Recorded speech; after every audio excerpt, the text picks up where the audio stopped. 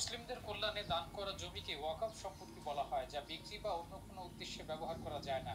এতদিনই সম্পত্তির মালিকানা নিয়ে আলোচিত ওয়াকফ বোর্ডের অস্তিত্ব ছিল, যে বোর্ডের সদস্যরাই নির্ধারণ করত জমির মালিক কে হবে। এক্ষেত্রে ওয়াকফ বোর্ডের কথাই ছিল শেষ কথা। তবে এবার জমি নিয়ে ওয়াকফ বোর্ডের সিদ্ধান্তে হস্তক্ষেপ করেছে ভারতের কেন্দ্রীয় সরকার। এখন থেকে ওয়াকফ বোর্ড নয়, জমির মালিকানা নির্ধারণ করবে সরকার।